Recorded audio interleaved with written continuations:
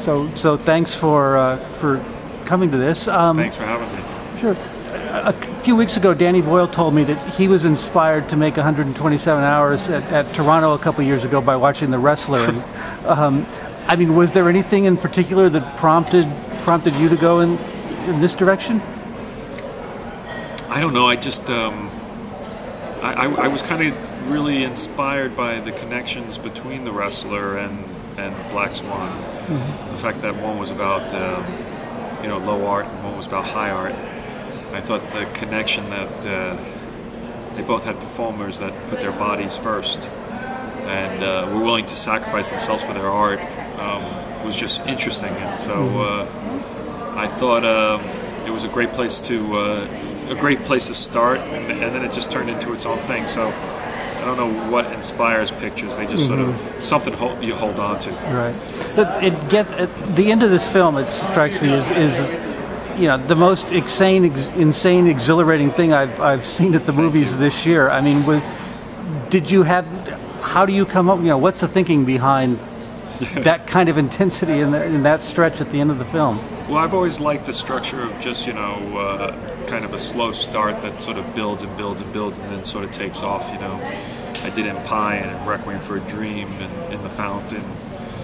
Wrestle was a little different structure, but I kind of like the idea of films just sort of taking off, because a good ending is goes a long way, and so a film sort of starts off very kind of naturalistic and documentary, a documentary feel, and then it sort of just slowly builds to this sort of fever pitch. And that was always the intention. Mm-hmm. Right.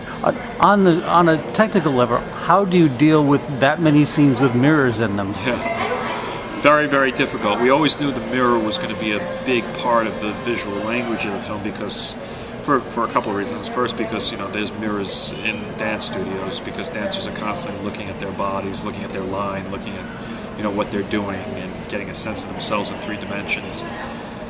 And also, the film's about identity and about doppelgangers and the double. But the challenge was how to take something that could be really cheesy, the mirror gag, which is in all horror films, and do something fun with it, something fresh. So we use digital effects to erase cameras throughout the film. We offset mirrors throughout the film. We used one-way mirrors. We tried to figure out every single way we could come up with a trick to sort of surprise the audience with what we were doing with the mirrors. Mm-hmm. I mean, the actresses tell me that you like to do things in a lot of different ways.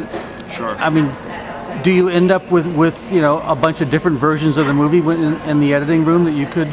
I'm sure there's ways you could pitch the film in certain ways when you get lots of different types of performance, but I think it's very, very minor, because you're just talking about slight switches of where to go, and ultimately the story is what forces your decision of what the performance should be. Mm-hmm. And then it's just nice to have options, because you can sort of pitch things in lots of different ways, and that's that makes it more possibilities, basically, when you get to the edit room. Right. One of the reviews I read said something about if Oscar voters or people in the industry are paying attention, they'll realize this is a movie about them. I mean, do you think of it as that? I think the film is about performance, and my favorite part of the collaborative process of filmmaking is working with actors, and I kind of feel like The Wrestler and Black Swan are about acting and about performance, and it's about people that surrender to a role and allow it to take them over, and the consequences of that. I don't know. I've had reactions already from some actors who have seen it, and they definitely seem to be relating to it, I think. Mm-hmm. Yeah. Okay, well, thanks very much. Thank you very much, Steve.